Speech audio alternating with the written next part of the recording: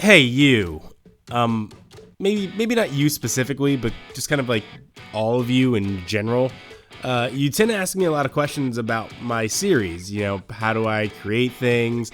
How do you make stories? What was an inspiration for a series? Some of you even say that you draw inspiration to create from my videos and really want to know how my brain ticks when I go through the creative process.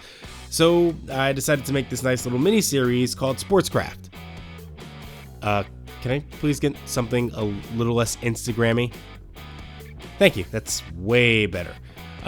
Basically, the series will be on and off depending on what you guys want to know, or if I have something cool that I want to share. I'll talk mostly about anything that you want to know. Mostly anything, even if it's old series stuff. Pick my brain, that's why I'm here. So today's topic, we're going to talk about creating uniforms and teams. One of the awesome things about sports gaming nowadays is that you can really create and recreate just about any uniform or look you want and kind of give it the feel that you want. You probably didn't even realize this, but that Trenton Raiders uniform from my Road to the Show series, that was created in Diamond Dynasty. It's not a uniform in-game. I'm actually playing in Diamond Dynasty in order to get that and kind of hiding all the other players. San Diego Studios, you might want to give us an option for us to create these uniforms outside of Diamond Dynasty, by the way. Just a suggestion, nothing you have to actually do. Anyway, they're nice, simple, high schoolish uniforms. I just made those with the simple editor, no special logos or anything like that, just basic text, and it looks nice. Under the Lights uniforms were all created essentially to reflect level and wealth of the schools all around the state of North Carolina. All done with simple team builder and addition of logos. Even Hurricanes Road to the Glory uniforms for Michael Tate. That wacky color scheme, yeah, that was me. And even if you don't have all the fancy logos and expert level editing skills, creating a uniform and getting the desired feel is something you can accomplish, and I'm going to show you how to do that using NBA 2K17 and their team creator. Their team creator is pretty powerful. There's so much that you can do with it. There's even guys out there making NCAA college uniforms. Now, the first thing I want to talk about before we get there, though, is color schemes. This is remarkably important, and of course, there's ways you can break these rules and make them work, but this is just normally what I live by. You don't necessarily have to do it, but it really does help. Here's my rule. When you're working with a 3-color scheme, you want to think of your colors as a gradient. Dark, medium, light. Whatever colors they may be, you want to organize them by shade essentially. This will help you figure out how the colors complement each other and if they even work well with each other. For instance, in Under the Lights, look at Chapel Hill's uniforms. Navy blue, sky blue, white. Dark, medium, light. Marcus Cutcliffe, navy, gold, white. Dark, medium, light. Hurricanes uniforms. Forest green, orange, yellow. Dark, medium, light. Pretty simple, right? So for these uniforms that we're going to create in NBA 2K17, I'm going to go very simple. Black, orange, white. Literally the darkest and lightest I can go, as well as using my favorite color as the medium, orange. I want a professional look for this jersey, something that looks like a legitimate NBA team. So first I'm going to use the background that the Hawks use for their uniforms. I like it because it gives the uniforms a nice little background texture. However, as it is a no-go. I want it to look very subtle, and I want the darker triangles pointing downwards and not upwards. So essentially all I have to do is kind of switch the colors around. So the darker color then becomes the first color, and the lighter color becomes the second one. So what I'll do is I'll make the first color white and darken it by 2 or 3 shades with the triggers, and then set color 2 as a pure white. See how that's nice and subtle? You want to do the same for the shorts as well.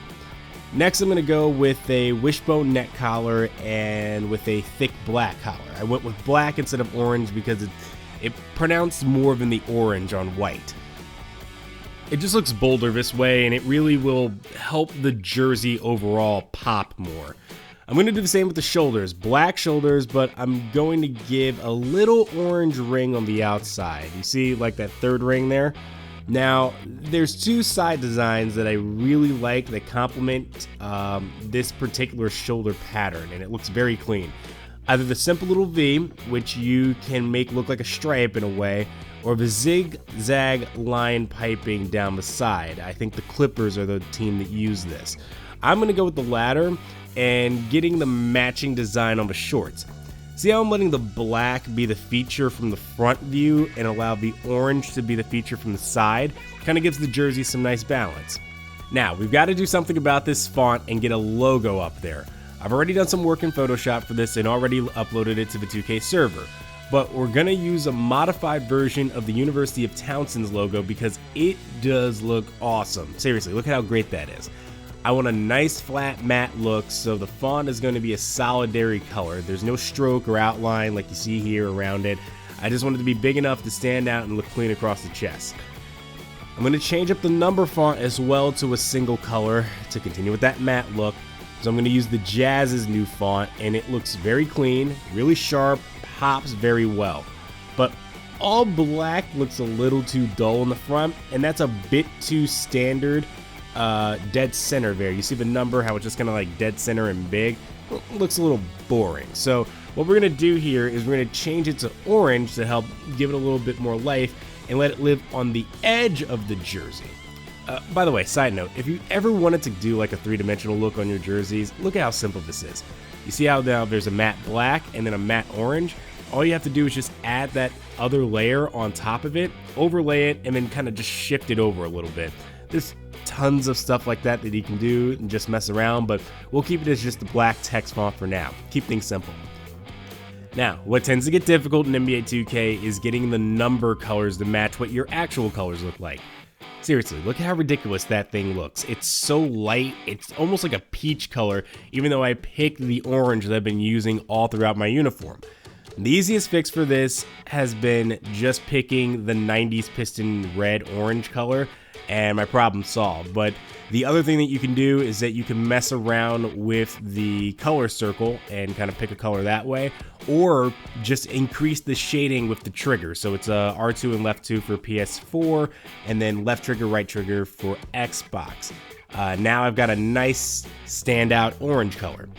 Fix the short numbers logo to be a little smaller, a little tighter, add a logo on the bottom right of the jersey, and then bam, look at that. Nice, simple, clean jersey. Even without the logos, the base design looks great.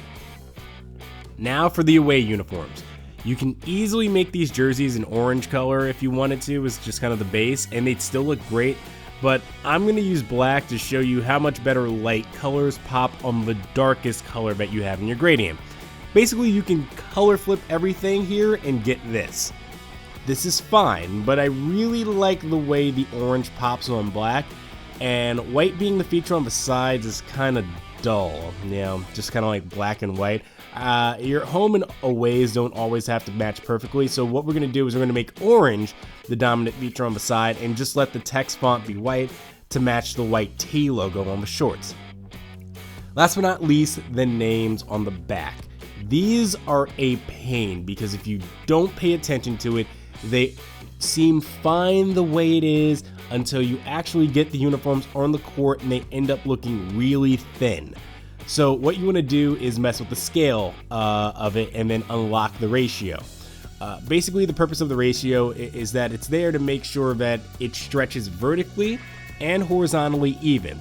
And that's something that you want to use for your logos so that they don't really distort, but for the jersey names, it's ultimately pointless. If you do that, it'll just kind of stretch out all across the jersey and look awful. So what you want to do is first, you want to stretch it out horizontally so that you can really see the name on the back appear more clearly and less smushed together. This is called kerning. It's way more, it's a Photoshop thing. Don't worry about it too much. Once you get it at a nice ratio, you're all done. If you want to make it a little bigger vertically, you can do that. But the big focus is to make sure that horizontally, it just looks bigger and better. So let's go ahead and see how it looks on the court. Really stands out, clean, pretty much fits in with any other NBA team out there. And there's plenty of different color combinations and logos and things you can throw together. All you have to do is just really mess around with it, and you can tinker around with something to make it look more college-y or pro-am or even high schoolish. And there are other designs that I'm working on as well. So, as a bit of a spoiler alert, I'm actually going to be doing an NBA 2K17 GM series. It's coming. And you might see something from these guys on screen right now and these schools, just so that you can see some different uniforms that I'm working on. Not only will they be in the series, they're going to be a draft class I'm going to upload soon, and a futures draft class, so that, you know, after you get through the 2018 draft class, it's kind of like, or 2017, I guess, you know, it's like, all right, well, I don't know who the rest of these guys are, and it's just going to be auto-generating rosters. Well, now you have a custom, pretty much from pick 1 to, I would say, pick 80, you know, in case there's some, error there and it decides it wants to go down even further down the list. There will be a completely customized draft class for you guys to go ahead and use, and I'm going to use it in my my GM series. I'll explain more of that when the actual series starts. So yeah, pretty simple, right? Go ahead and try it yourself and let me know what you want to learn and see from me next. Leave it in the comments and maybe I'll cover it in the next SportsCraft.